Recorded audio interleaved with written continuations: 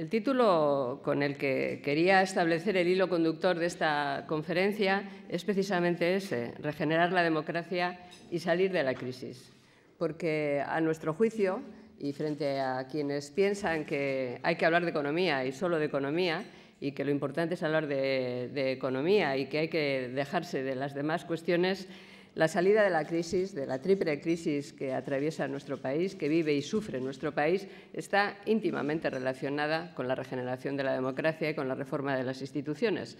Si no regeneramos la democracia, si no reformamos las instituciones, si no somos capaces de corregir todos los vicios de nuestro sistema, será imposible que salgamos de la crisis en buenas condiciones y, sobre todo, será imposible que no volvamos a caer en una de más profundidad que esta en la que en este momento estamos. Nuestro partido, Unión, Progreso y Democracia, nació, como seguramente ustedes recordarán, en septiembre del año 2007 con un programa básico tan sencillo como ambicioso: comprender las razones del mal funcionamiento de la democracia en España y emprender las iniciativas políticas necesarias para su regeneración. Aunque en aquellos momentos nadie hablaba en España de la necesidad de regenerar la democracia, el problema ya existía. Sin embargo, hoy una creciente mayoría social percibe un fallo generalizado del sistema, dominado por la corrupción. Por eso, como decía, la regeneración de la democracia ocupa el centro del debate político. Llevamos años explicando que el hecho diferencial entre la crisis que sufre nuestro país y el resto de países de nuestro entorno es que en España la crisis es triple: económica, social y política. Sí, ya sé que ahora lo dice todo el mundo, pero les animo a que vean el primer debate de investidura en el que pude participar en aquel momento con José Luis Rodríguez Zapatero. Cuando yo hablaba de la triple crisis, todos me miraban, permítanme la expresión coloquial, como las vacas al tren. Todo el mundo estaba hablando de la crisis económica. Bueno, entonces se negaba incluso la crisis económica. Pero cuando insistíamos en que el hecho diferencial era la triple crisis, que en España estaba en las instituciones, me miraban raro, lo diré de otra manera. Y 4 años más tarde, en el primer debate de investidura del hoy presidente Mariano Rajoy, cuando yo planteé también en el debate de investidura, por cierto, el único político, el único diputado, en este caso diputada, que salió al atril y planteó la cuestión, cuando yo planteé el tema de la corrupción política como el elemento clave para definir la situación de nuestra democracia y de nuestro país, el presidente del Gobierno, el actual presidente del Gobierno, también me miró como las vacas al tren y me salió a la tribuna a decirme que yo era una exagerada y que eso no era un problema y que en España eso no era un problema. A nuestro juicio, urge abordar grandes reformas estructurales, entre otras la propia Constitución, como más adelante señalaré. ¿Qué duda cabe que la Constitución del 78 ha cumplido un papel esencial para construir y afianzar la democracia en España? Pero el modelo bipartidista que diseñó esa Constitución, afianzado en una ley electoral profundamente injusta, ha ido degenerando en una partitocracia asentada en un bipartidismo imperfecto, donde el Partido Socialista y el Partido Popular se alternan en el poder, sea con mayoría absoluta o sea con apoyo nacionalista, a cambio de nuevas concesiones a sus interminables exigencias. A pesar de las aparentes malas relaciones entre los partidos viejos y del lenguaje político trufado de descalificaciones personales y sectarias, el hecho es que la manera de gobernar y hacer política del Partido Popular y del Partido Socialista ha ido pareciéndose cada vez más en los asuntos fundamentales, tales como la evolución del Estado de las autonomías, la política económica y social, sí, también en esta, o la política internacional. ¿Qué decir de la política antiterrorista últimamente o de la acción, mejor inacción, en relación con el envite secesionista del nacionalismo catalán? Nuestro partido nace de la convicción de que en España hace falta un partido político que defienda el Estado, o sea, que vertebre España defendiendo la igualdad de todos los españoles. El proyecto de Unión, Progreso y Democracia es representar en las instituciones a todos los ciudadanos españoles partidarios de regenerar las reglas de la democracia, sin recurrir a atajos irresponsables ni tentaciones antisistema.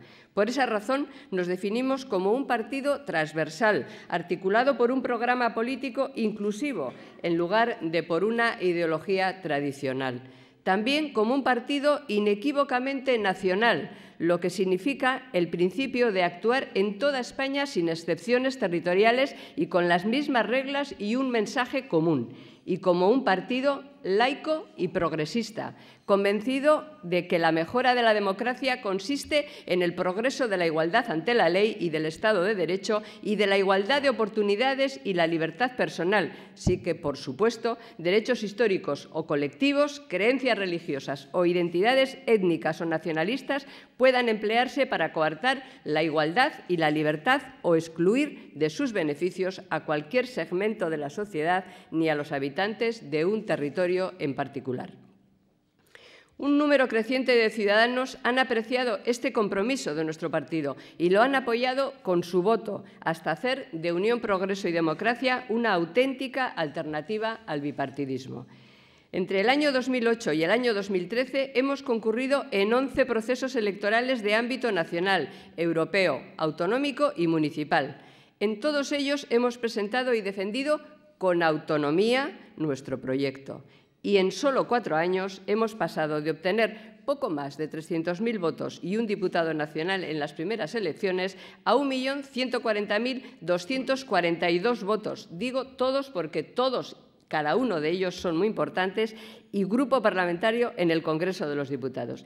Y eso, a pesar de una ley electoral tan injusta que produjo, por ejemplo, seguro que ustedes en eso no se han fijado, que más de 200.000 votos obtenidos en Andalucía, o sea, más de 200.000 ciudadanos andaluces que depositaron su voto en las candidaturas de UPyD para las últimas elecciones generales, se quedaran como resultado 0 diputados. 200.000 andaluces nos votaron, 0 diputados. Por eso mucha gente todavía dice, no, que ustedes son un partido de Madrid y, bueno, y tienen un poquito en Valencia. No, oiga, que es que casi el 25% de nuestros votos, más del 20%, lo tuvimos en Andalucía. Pero, claro, habían hecho una ley electoral para que esos votos no tuvieran valor para convertirse en diputado.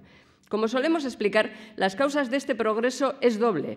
Por un lado, el tiempo ha verificado nuestro pronóstico sobre la insostenibilidad del sistema político y la consiguiente crisis del Estado de las autonomías. Y, por otro lado, UPyD ha demostrado que es un partido necesario. Yo no sé si dentro de 20 años seremos un partido necesario o habrá un partido político que represente mejor las necesidades de los ciudadanos. Pero hoy somos un partido estrictamente necesario. Por eso hemos logrado crecer superando los problemas de la falta de financiación y de las limitaciones de lo que básicamente era y sigue siendo una organización de voluntarios. Sí, un partido de voluntarios.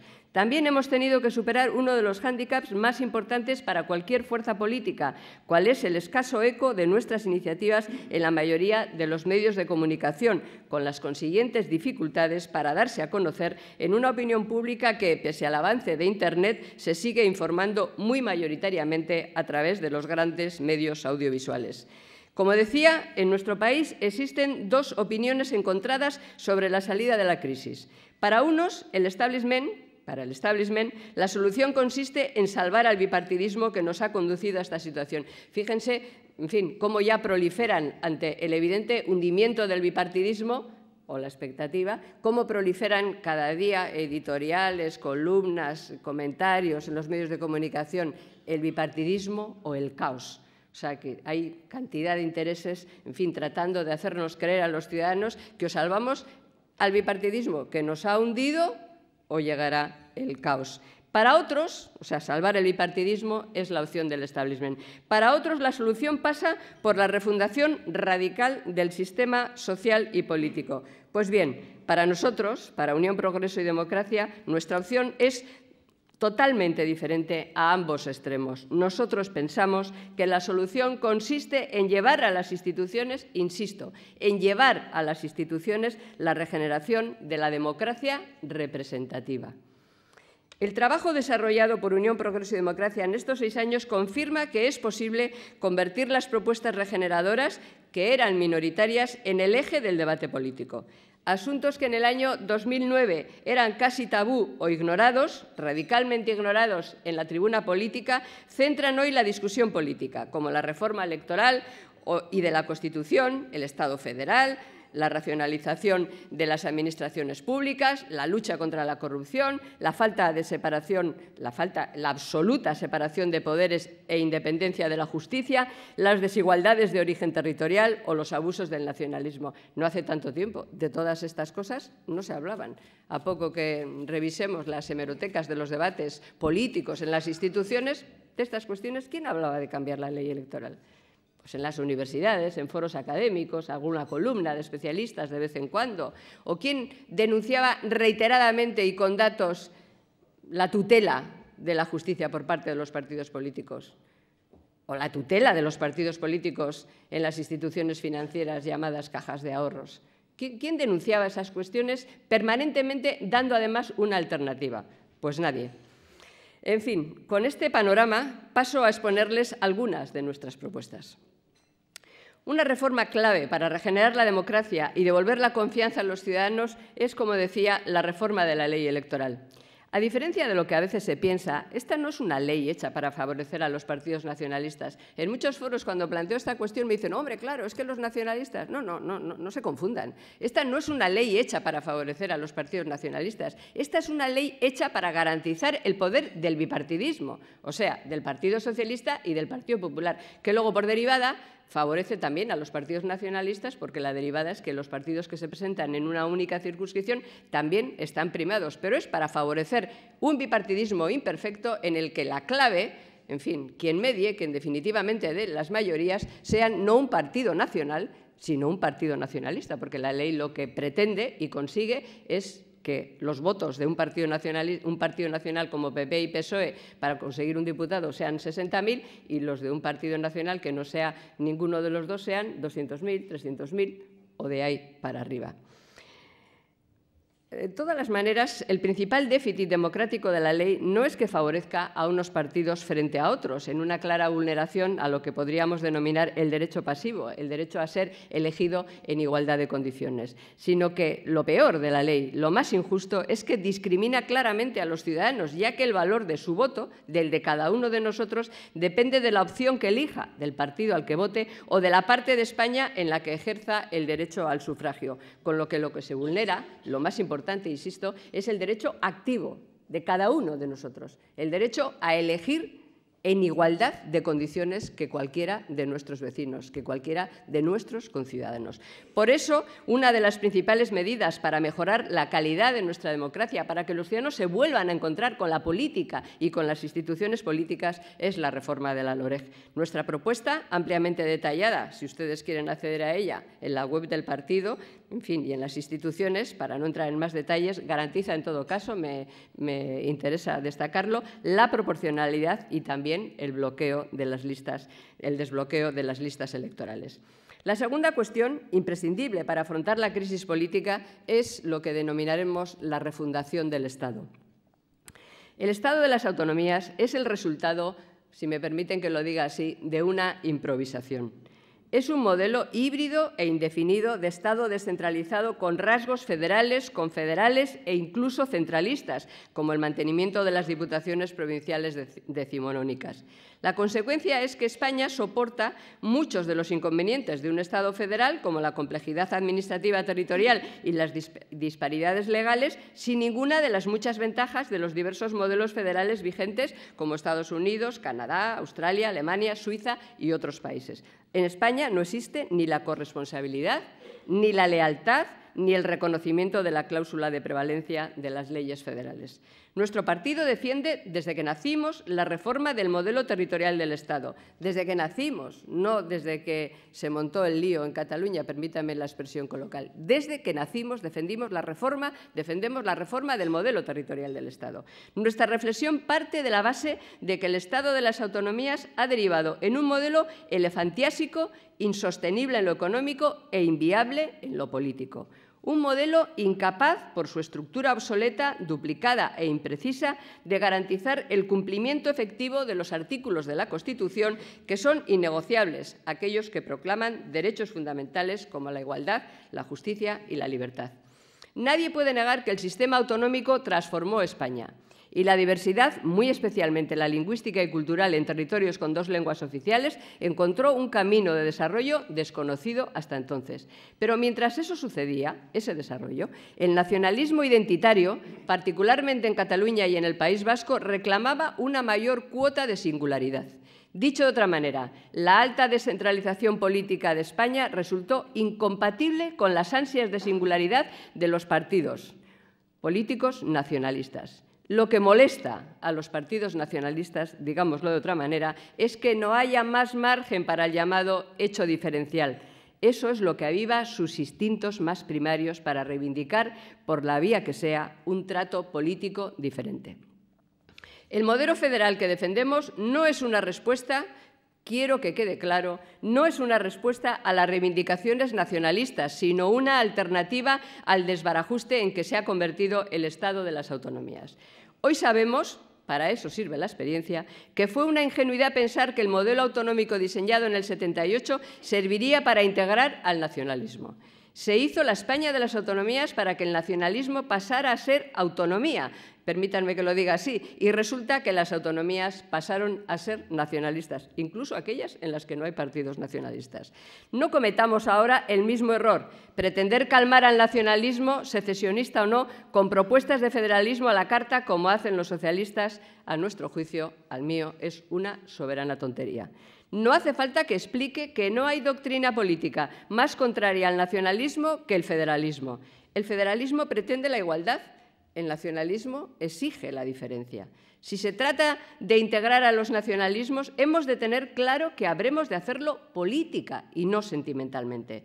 Es la sociedad política y democrática la que estamos construyendo, y la política no está para proteger los sentimientos de nadie, sino los derechos de todos. Conviene que no nos equivoquemos. El nacionalismo es insaciable y la estabilidad democrática nunca podrá depender de su voluntad. Desde Unión, Progreso y Democracia proponemos un modelo federal cooperativo, porque nos parece el mejor para España. Por eso mismo partimos de la base de que es más que posible que haya que sacarlo adelante a pesar de los nacionalistas. Hemos de abordar la reforma de la Constitución no para dar encaje a las reivindicaciones de los nacionalistas, sino para resolver de forma satisfactoria los retos que nos plantea la sociedad española del siglo XXI, una sociedad muy diferente de aquella a la que se enfrentaron los constituyentes en el 78. Defendemos que se aborde esta reforma desde el reconocimiento, como dije, de los indudables avances que se han producido en estos años de desarrollo democrático, pero hemos de hacerlo analizando también las disfunciones que ha generado el modelo abierto e indefinido del texto constitucional. Reformemos, pues, la Constitución atendiendo a la realidad política de la sociedad española y no a la forma en la que los nacionalistas expresan sus demandas. Nosotros proponemos reformar la Constitución cerrando en ella la distribución de competencias entre el Estado, las comunidades autónomas y los entes locales, de manera que el Estado asuma una serie de competencias exclusivas e intransferibles en materias claves para defender el interés general. Es oportuno recordar que en el informe emitido por el Consejo de Estado ya en el año 2006 se puso de manifiesto que el principio dispositivo que mantiene la constante apertura del sistema de distribución de competencias puede dañar, de hecho daña, el principio de igualdad y el interés general, y que era recomendable el cierre del sistema y la inclusión en la Constitución de unas verdaderas e indelegables competencias exclusivas del Estado. Sin ánimo de ser exhaustivos, proponemos modificar el artículo 152, excluyendo de las materias consideradas como delegables o transferibles, en principio y como mínimo, las siguientes: representación internacional, defensa, justicia, educación, sanidad, medio ambiente, protección civil, recursos naturales, urbanismo y gestión del territorio. Además, proponemos que se establezca una mayoría más cualificada para la aprobación de los estatutos de autonomía. También creemos que dentro de este diseño federal del Estado ha de suprimirse la disposición adicional primera que consagra los derechos históricos de los territorios forales, por ser contrario al valor superior que rige en la Constitución y por consolidar una situación inaceptable del principio de privilegio de unos españoles frente a otros. En nuestro partido creemos profundamente en las virtudes democráticas del federalismo integrador, porque un sistema político que garantice la unidad e incluya la diversidad, garantizar la unidad e incluir la diversidad es el mejor espacio para el desarrollo de las libertades democráticas. Insisto, diversidad a partir de que esté garantizada la unidad. Y lo repito, porque hoy, en un momento en el que se viven fuertes pulsiones separatistas ante la indolencia de unos y la complicidad de otros, y en el que nadie apenas osa reivindicar la unidad de la nación española como instrumento imprescindible para garantizar la igualdad y los derechos de la ciudadanía, es hora de decir las cosas claras. Ya es hora de que la España constitucional, la que proclama que la soberanía reside en el pueblo español, tenga una oportunidad. Otro asunto importante para nuestro partido es la reforma del conjunto de las administraciones públicas. La actual organización provincial y municipal de España tiene su origen en el primer tercio del siglo XIX. La Constitución española de 1812 preveía la creación de ayuntamientos en los pueblos de más de 1000 habitantes, entonces una entidad de población relativamente grande. Hemos llegado al siglo XXI con 8.112 municipios, de los cuales más de 5.500 tienen menos de 2.000 habitantes y en torno al 80% menos de 5.000. Situación de auténtico minifundismo municipal. Hasta el Consejo de Europa nos acaba de llamar la atención sobre esta misma cuestión. A lo mejor lo que no hacemos nosotros nos lo termina obligando a hacer Bruselas, que se dice, pero espero que no, que tengamos la suficiente capacidad y la suficiente autonomía, pero hacer las cosas porque nosotros mismos lleguemos a esa reflexión y no de la manera que otros quieran que las hagamos.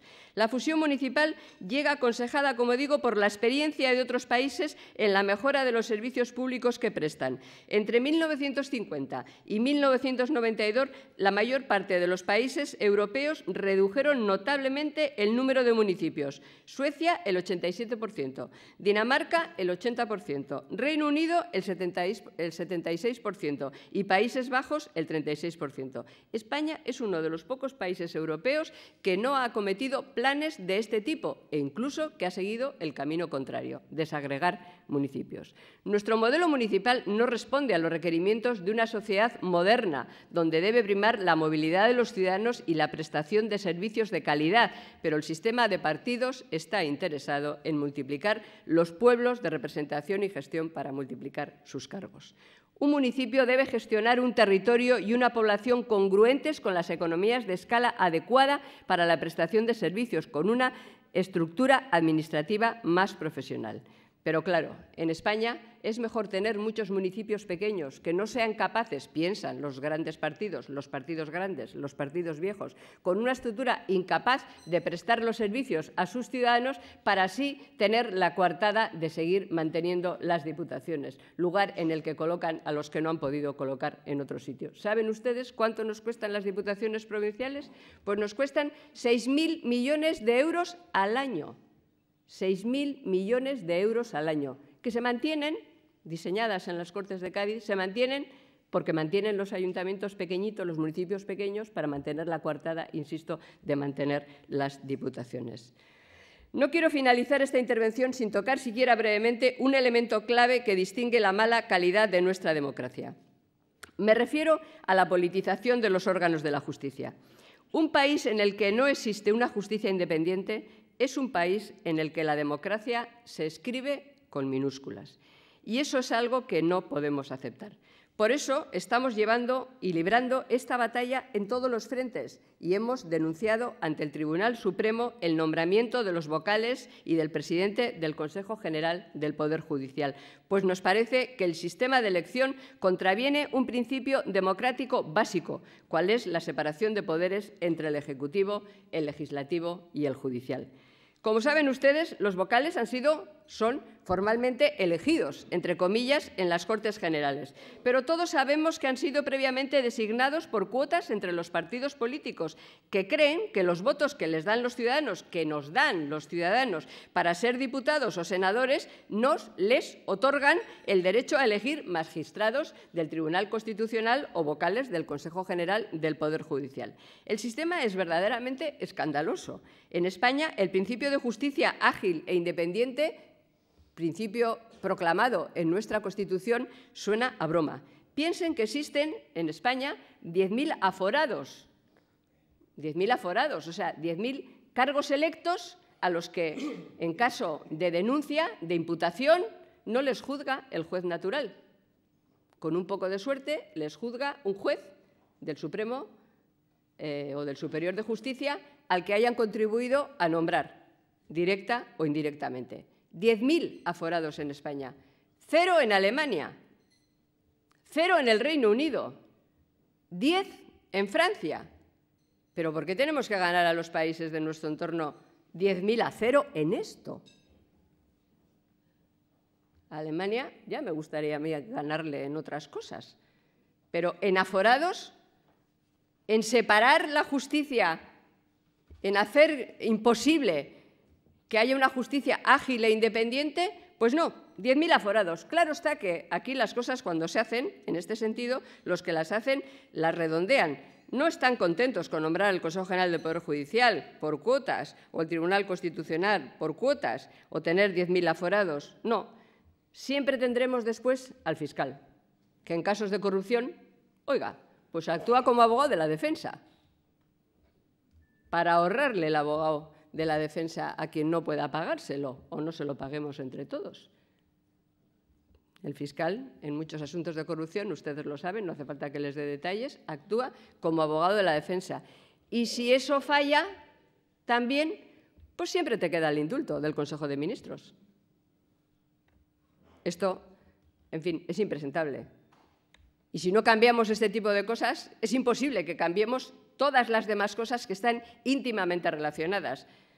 ¿O acaso el que hayamos tenido que destinar miles de millones de todos los españoles, muchos miles de millones, decenas de miles de millones, más los 40.000 que nos ha prestado la Unión Europea para rescatar a las cajas de ahorros, hundidas por los políticos que estaban en las cajas de ahorros, sin control de los órganos de control, ni del Banco de España, ni de nadie? ¿Acaso eso no está íntimamente relacionado con la falta de separación de poderes, con la estructura del Estado, con todas estas cuestiones de las que les estoy hablando? ¿Ustedes no creen que si hubiera habido una estructura política democrática con separación de poderes, todo ese desfalco no hubiera sido posible? Ni hubiera sido posible que sacaran adelante las preferentes, que las diseñaran y las comercializaran. Que toda esta crisis económica que sufrimos cada día está íntimamente relacionada con esta estructura que ha permitido que estas cosas ocurran. Por eso cuando dicen, no, ahora hay que hablar de economía, sí, hay que hablar de economía, pero hay que hablar de cómo hemos llegado a esta situación. Porque si no corregimos la estructura, se repetirá la historia en toda España y a todos los niveles. La instauración y la independencia de la justicia hace necesario introducir mecanismos de elección directa, sin control desde los partidos políticos, que impidan esta asignación automática de los electos a un grupo determinado e introduzca incentivos para reforzar la independencia y la responsabilidad de los jueces. Esta es una batalla, les advierto, que libraremos, como todas, hasta el final. Como estamos librando las batallas en relación con las preferentes o las cajas de ahorros que acabo de citar, no solamente en las instancias políticas, en el Congreso de los Diputados y en cualquier instancia política en la que se plantee, sino también en los tribunales, porque ha sido este partido político, de 5 diputados y una estructura bien pequeña todavía en toda España, quien ha llevado a la Audiencia Nacional a todos los responsables de Bankia. Quien ha llevado a la Audiencia Nacional a todos los responsables de comercializar, diseñando primero fraudulentamente las preferentes, y a un buen montón de cajas de ahorros, que han arruinado a los ciudadanos, porque las estamos pagando nosotros. Porque no creemos que tenga que salir gratis, porque hay responsabilidades políticas, claro, pero las hay penales, las hay patrimoniales, las hay profesionales, y los responsables tienen que pagar. Por eso nosotros, además de dar la batalla política en las instituciones, hemos hecho lo que tenía que haber hecho el fiscal, que para eso le pagamos el sueldo: llevarles a la Audiencia Nacional. Y ha ido detrás de nosotros. No delante, sino detrás de nosotros. Porque defender el interés general, eso pensamos que es la obligación de un partido político, que no es más que un instrumento al servicio de los ciudadanos. Quien piense que un partido político es una cosa para que los afiliados del partido político manejen dentro del partido político, es que no sabe lo que es un partido político en el siglo XXI. Bueno, pues por eso cumplimos la defensa del interés general hasta el final. Y lo que no ganamos en las instituciones, en términos de votos, aunque sí lo ganemos en el debate político y a veces también en términos de votos. Recuerden la votación de la semana pasada en relación con el plan secesionista de Cataluña. Bueno, lo que no ganamos, vamos a los tribunales a ganarlo, a intentar ganarlo, porque sabemos que hay muchos jueces deseando que les llegue la denuncia a su despacho para poder actuar, porque no hay que confundir los órganos de la justicia con los jueces que están en sus juzgados esperando a ver si hay alguien que les pone la denuncia sobre la mesa. Un último apunte de nuestra aportación y nuestro compromiso con la regeneración de la democracia es este que he hecho en relación con las cajas de ahorros y con todo el fraude que ahí se ha cocinado. En fin, que podría abordar otras muchas cuestiones en la agenda de Unión, Progreso y Democracia de nuestras propuestas políticas y económicas, de la reforma fiscal que vamos a presentar íntegra la semana que viene en las Cortes, de nuestra propuesta de reforma laboral que hemos planteado también completa en el Congreso de los Diputados, de todas las propuestas económicas y sociales que hemos defendido. Todas ellas dan fe no solo de nuestros programas electorales, sino de nuestra iniciativa en las instituciones. Pero sirva este aperitivo, permítanme que lo llame así, para presentar ante ustedes a un partido político profundamente institucional,